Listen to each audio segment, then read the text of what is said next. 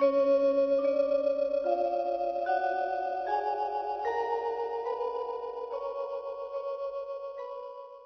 สดีครับ FC มื้อนี้บรรยากาศก็ดีมาติดตามแนวทางจากแม่นางตะเคียนสามนางแห่งนี้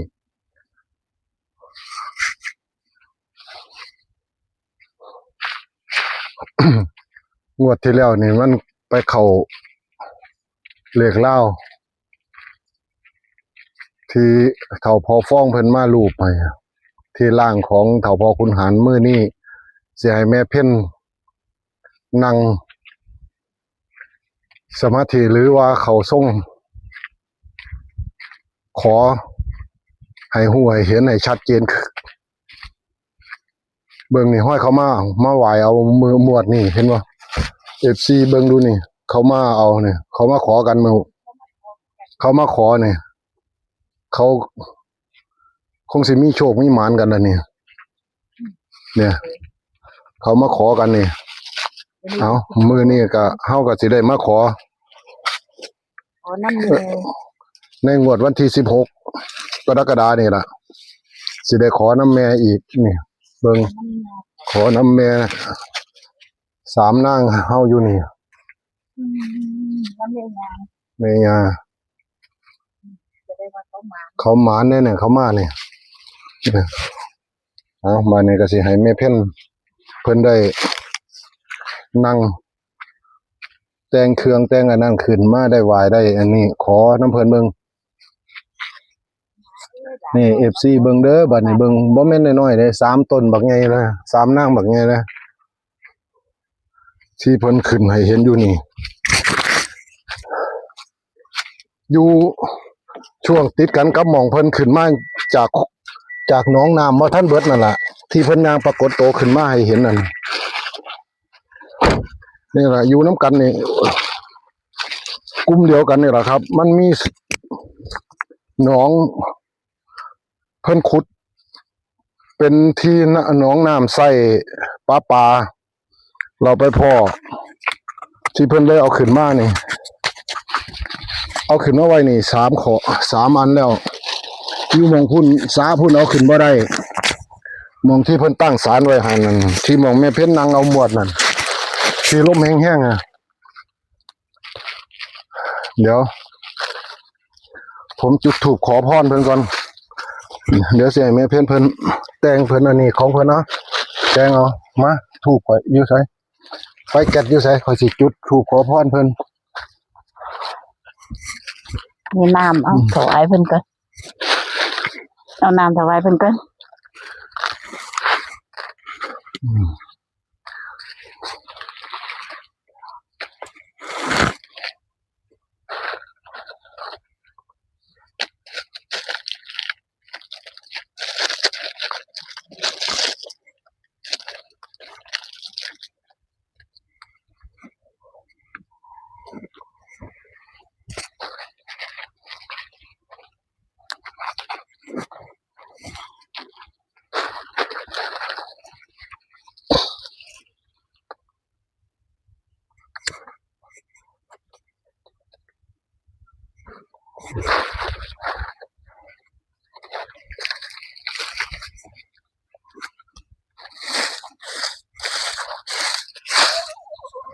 จุดบังไว้นี่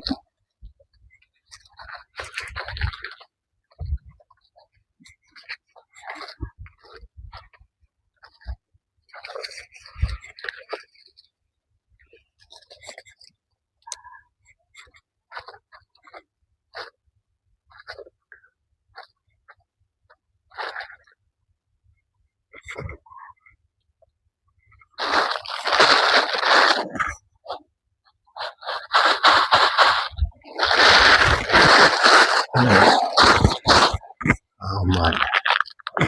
จุดธูปจุดอันนั้นขึ้นเปิดน้ำเปิดน้อให้เพิ่นอยู่เพิ่นกินเพิ่นสัน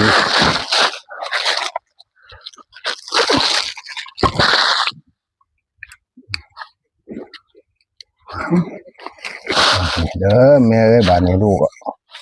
น้ำดื่มมาถวายเด้อนี่น้ำแดงบาดนี้ปูขึ้นไปดันดอยนึงไปหยังฮะปูขึ้นไปอีกไปนั่งได้บ่มานั่ง นั่งข้างล่างเนี่ยได้อยู่แต่มองหันนั่งบ่ได้มองเจ้า นั่นแหละนั่งมองเจ้านั่นแหละ เอาซั่น อ๋อนี่น้ำหวานน้ำแดงลูกหามาให้อยู่ให้กินมาฝากมาตอนเดี๋ยวยืมหลอดเขาก่อนนี่เด้อน้ำอยู่น้ำกิน อันนี้น้ำหวานน้ำแดงลูกหลานเอามาฝากมาตอนนี่อ้าวแม่นะนั่งแต่เคียงกันดีอยู่นี่สาธุสาธุสาธุ แม่หยังมื้อนั้นปทุมทองเด้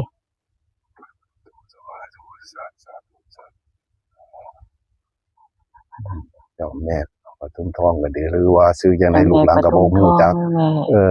มื้อนี้ลูกหลานมาขอโชคขอลาบน้ แม่ตามมา จงประทานพรให้ลูกให้หลาน ลูกหลานมา ตามมา ขอโชคขอลาบงวดวันที่16 อันนี้ในร่างแม่เพ่นโหลดมาอันนี้แม่เพ่นเลย ปรากฏบอกในโตแม่ อืม งวดวันที่ บัดนี้ลูกหลาน 16 ได้ เป็น น้ำ กรกฎาเนี่ย กับน้ำหวานน้ำแดงมาฝาก สาธุ มาตอนมาถวาย สาธุ ให้ เด้อ แม่ได้อยู่ แม่เอ้ย ได้กินได้อยู่ได้กิ อย่าน ย้อนบ่มีนี่ล่ะลูกหลานนี้ฮอดจังมาได้มาพึ่งแม่ เอาผู้คนนี้หูแก้วตาทิพย์ก็ดี ผู้แม่มีหัวแก้วตาทิพย์ให้ผู้แม่ประทานให้แก่ลูกหลาน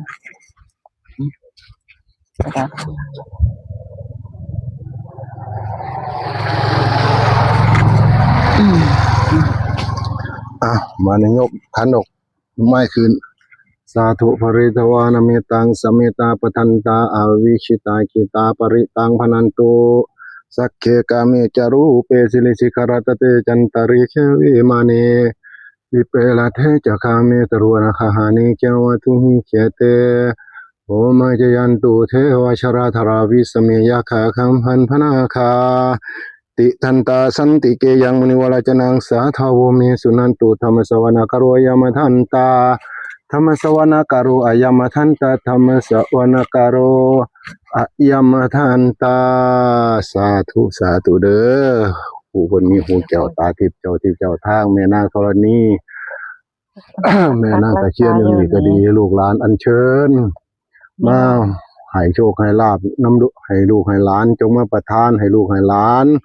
สาธุเด้อครูบาอาจารย์โปรดคุ้มครองลูกหลานย่อยืนคู่ค่ายถวายขันหาขันแปดมีปัจจัย ผ่าขาวว่าหนึ่งกับเงิน12 บาทลูกหลานมาขอโชคขอลาบน้ำแม่นางตะเคียน ขอให้สมความมุ่งมา่ปรารถนาลูกหลานเฮ็ดอันใดลงไปขอสำเร็จผลโดยเทินสาธุสาธุ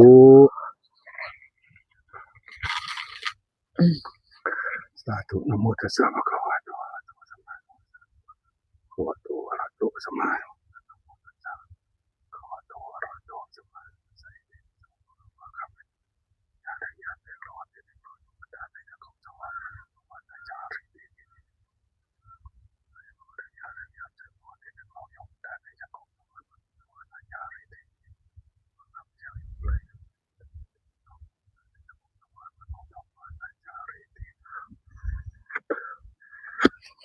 มาเนี่ย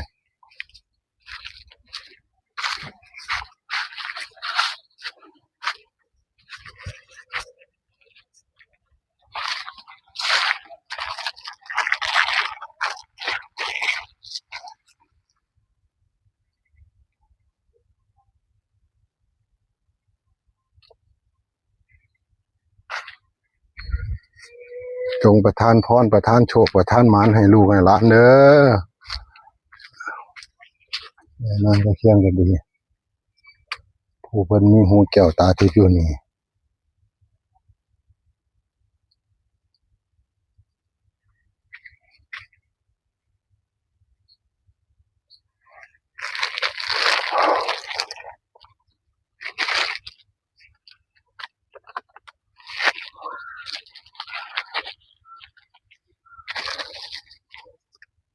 เดี๋ยวสิได้ให้ FC ได้เบิ่ง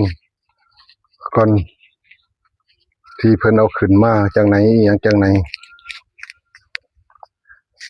บ่มีคนเฝ้าล่างแม่เพิ่นก็ต้องเฝ้าก่อน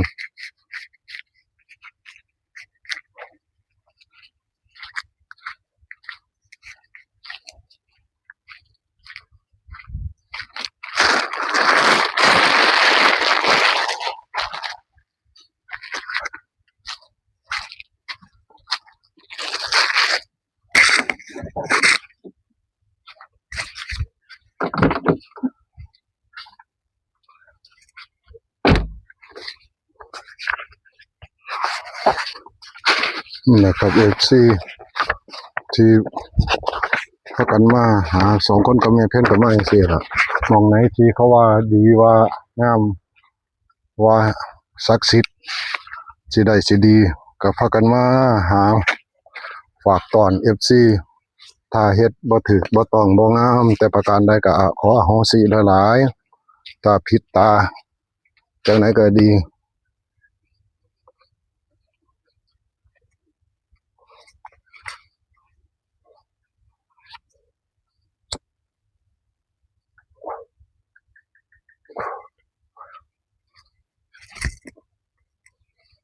งวดนั้นเพิ่นก็ให้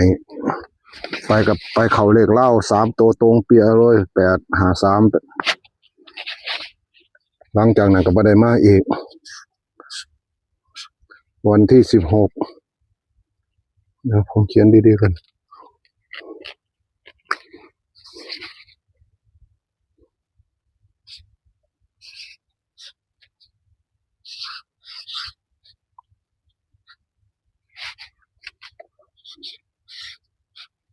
7ครับ69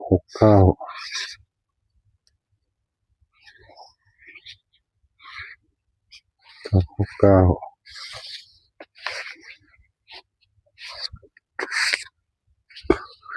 แม่ตะเคียน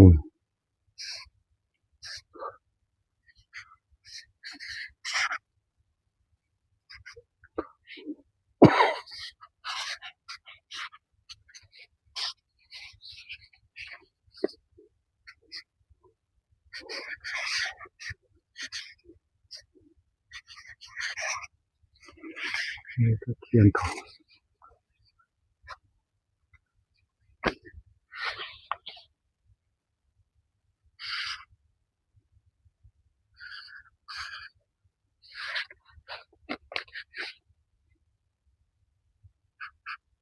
วันที่16/7/69แม่ตะเคียน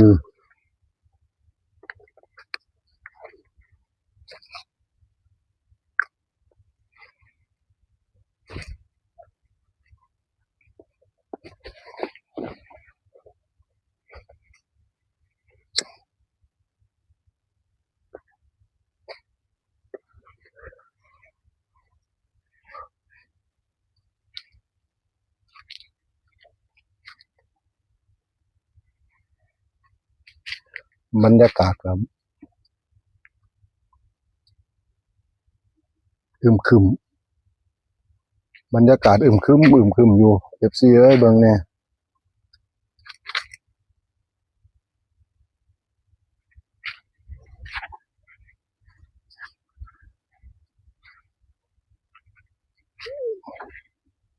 เบิ่งดูว่าใน FC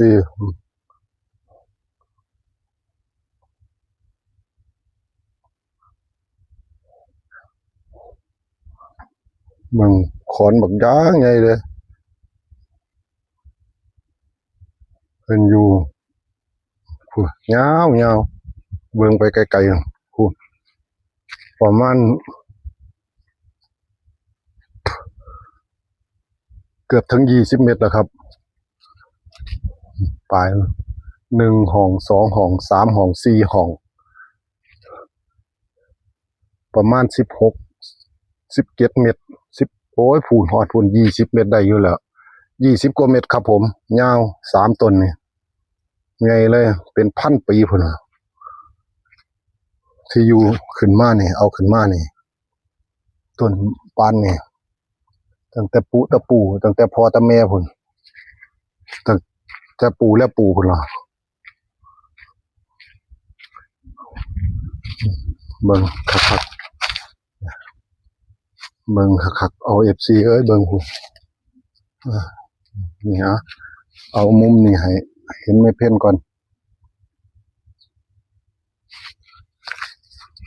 ฝนก็สิตก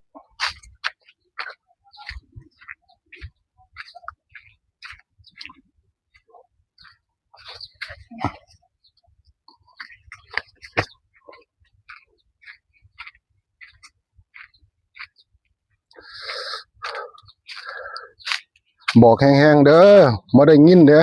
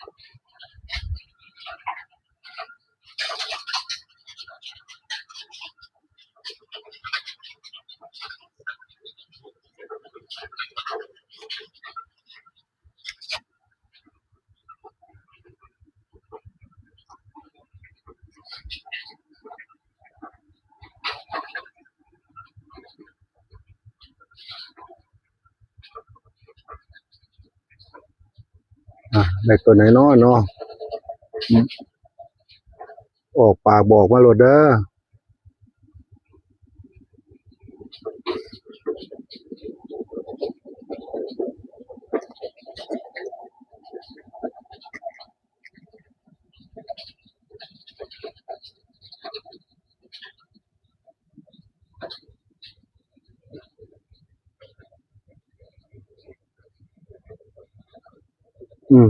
มาละตีนั่นน่ะตัวไหนเนาะเนาะบอกออกปากแห้งๆเลย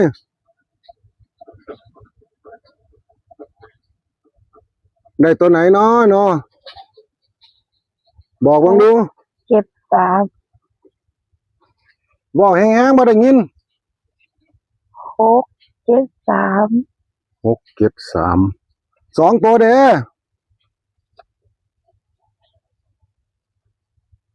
2ตัวเบิ่งดูมีหยัง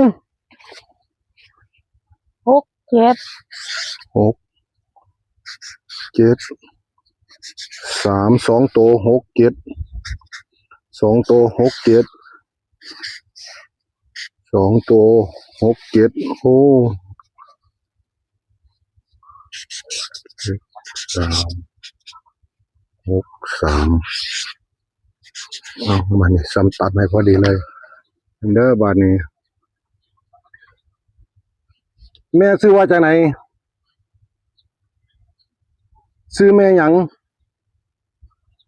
คือแม่ปทุมทอง โอ้อุมาแม่แม่อุมาทองแม่ชื่ออุมาแม่อุมาแม่แม่ตะเคียนอุมาชื่ออุมาแม่ตะเคียนอุมาเอาบาดนี้สิได้ขอล่างให้แม่เพ่นล่ะเมื่อยแล้วโดนเหรอ อืม โอ้นี่เอาเลยให้เพิ่นเบิ่งมาทางไหนล่ะพ่อมาขอโชว์ขอลาบน้ำแม่นางตะเคียนอยู่นี่เห็นบ่นั่นได้เลขมวดวังหันเขาถือบ่มวดวังหันน่ะ เขาหมานกันบ่ มาจากเยอะ โอ้บ่ได้มาเห็นแต่ห้อยเขามาขอเบิ่งดูนี่ FC เอ้ยเบิ่งเอาเด้อนี่คนบ้าน 673แล้ว67 นี้บ้าน 7363 อยู่บ้าน โอ้เขามาเอาโอ้เขาคือสิได้น้อยเนาะครับเนี่ย FC เบิ่งเอาบัดนี้เพิ่นเอาขึ้นมาเนี่ยจากหนองนี่ติ คนนี้คนมาจากน้องนี่แหละ โอ้โห เป็นกระดึกลำบากอยู่ นี่นะโอ้ เป็นย่ำใดดอก จักเพิ่นจักปีจักย่ำแล้วเนาะจนมึงซองเบิ่งเพิ่นมันมืดโพดมื้อนี้คือเลยคุมฟ้าคุมฝนแห้งโพดบางอย่างไงเลย FC พี่น้อง FC ได้เห็นเนี่ยโอ้บอกไงเลยนี่ เอาแม่เพชรก็ได้เสียสังออกซะได้เอาวางไว้ให้เพิ่นเด้อบาดนี้ FC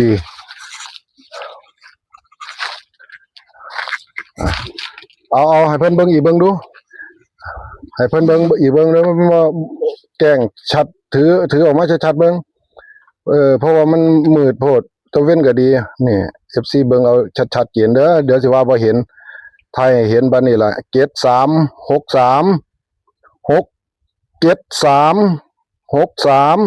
ให้ตัดเอา FC สุผู้สุคนล่ะเอามานี่ได้สมควรแก่เวลาลูกหลานก็ทางช่องก็สิได้อำลาพาจากขอให้มีโชคมีหมานำกันสุผู้สุคนคนเจ็บจะได้ความไข้ใจมีขอให้เดินทางปลอดภัยสุผู้สุคนขอให้มีโชคมีลาภมีหมานำกันสุผู้สุคนอย่าลืมกดเป็นกำลังใจให้แม่เพ็ญกดติดตามไว้กดไลค์กดแชร์สาธุสวัสดีครับ